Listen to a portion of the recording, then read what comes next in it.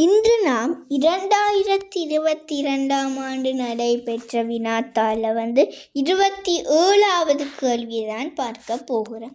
நாம் உணவின்றி கூடுதலான காலத்திற்கு இருக்கத்தக்கதாக இருந்தாலும் நீரின்றி இருக்கத்தக்க காலம் மிக குறுகியதாகும். உடலில் நீரின் அளவு குறையும் போது நாம் பல்வேறு நோய்களுக்கு ஆளாவோம். ஒரு நாளுக்கு தேவையான நீரின் அளவை குறித்தவாறு குடிப்பதன் மூலம் உடலின் தொழிற்பாட்டை உகந்தவாறு பேணலாம். இக்கூற்றின் ஒட்டுமொத்தமான கருத்து யாது? இப்போ என்னையா நாம் முதலாவது வசனத்தை பார்ப்போம். நாம் என்ன இது உணவில்லாமல் இருக்கிற காலம் கொஞ்சம் அதிகம். ஆனால் நீர் இல்லாமல் இருக்கத்தக்க காலம் மிகவும் குறையதான். அப்போ உணவில்லாமல் இருக்கிறது கொஞ்சம் கூட காலம். இது நீரின்றி இருக்கிறது மிக குறுகிய காலமாக. அடுத்தது, உடலில் நீரின் அளவு குறையும் போது நாம் பல்வேறு நோய்களுக்கு ஆளாவோம். இப்போ நம்ம குறைய தண்ணி குடித்தா நிறைய நோய்கள் வரும். ஒரு நாளுக்கு தேவையான நீரின் அளவை குறித்தவாறு குடிப்பதன் மூலம் உடலின் தொழிற்பாட்டை உகந்தவாறு பேணலாம். இப்போ நாம் ஒரு நாளைக்கு குறித்த ஒரு அளவை ஒழுங்காக குடிக்கும் போதோ குறைய தண்ணி குடிக்கிற அது கூடாது. இப்போ நீங்கள் ஒரு நாளைக்கு தேவையான அளவு நீரை குடிப்பதன் மூலம் ஒரு உடலின் தொழிற்பாட்டை ஆரோக்கியமாக வைத்து கொள்ளலாம்.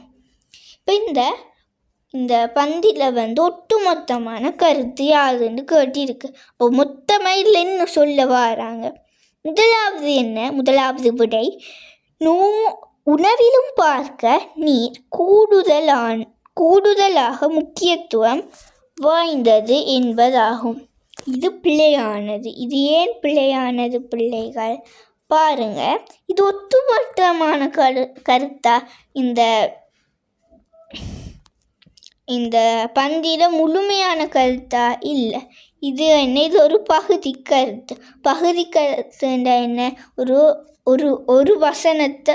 ஒரு வசனத்துக்குரிய கருத்தை தந்திருக்கு. பாருங்க, உணவின்றி கூடுதலான காலத்துக்கு நீரின்றி காலம் மிக குறுகியதாகும். அப்போ இது ஒரு வசனம். அதை பற்றி அடுத்ததாக கூறியிருக்கு. இல்லை, இது ஒரு வரி. இது அந்த கருத்தை மட்டும் தந்திருக்கிறதால முதலாவது விடை பிழை. அடுத்தது, நோயிலிருந்து விடுபடுவதற்கு நீர் அவசியம் என்பதாகும். இதுவும் பிழையானது. இதுவும் ஒரு பகுதி கருத்து. இதை பாருங்க,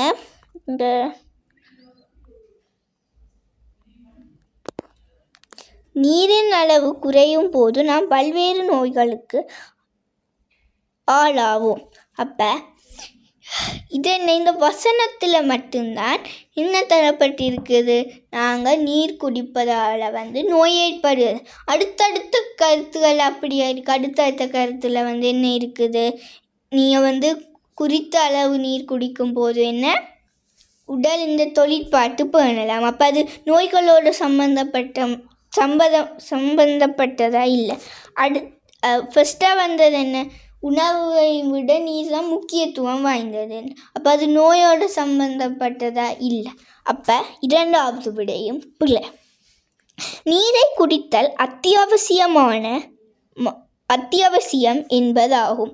இப்போ இதான் சரியானது. ஏன் சரியானது? இப்போ முதலாவதாக என்ன தரப்பட்டிருந்தது? உணவை விட நீர் தான் முக்கியத்துவமானது. அதாவது உணவு நாம் இல்லாமல் கூட காலம் வாழக்கூடியதாக இருக்கும். ஆனால் இது நீர் இல்லாமல் குறுகிய காலம்தான் நம்மளால் வாழ முடியும். அடுத்தது இது ஒழுங்காக நம்ம நீர் குடிக்காவிட்டால் நோய் ஏற்படும். அடுத்தது நம்ம ஒழுங்காக நீர் குடித்தா உடலின் தொழிற்பாட்டை ஆரோக்கியமாக வைத்துக்கொள்ளும்.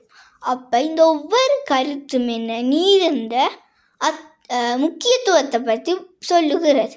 அதாவது முதலாவது வசனத்திலேயும் நீரிண்ட முக்கியத்துவம், இரண்டாவதுலேயும் நீரிண்ட முக்கியத்துவம், மூன்றாவதுலேயும் நீரிண்ட முக்கியத்துவம். அப்போ நீரை குடித்தல் அத்தியாவசியமானதாகும். இப்போ என்ன 27வது கேள்வி. 27வது கேள்விக்கு எத்தனையாவது விடை பொருத்தமானது? 3வது விடை. எத்தனையாவது விடை? 3வது விடை.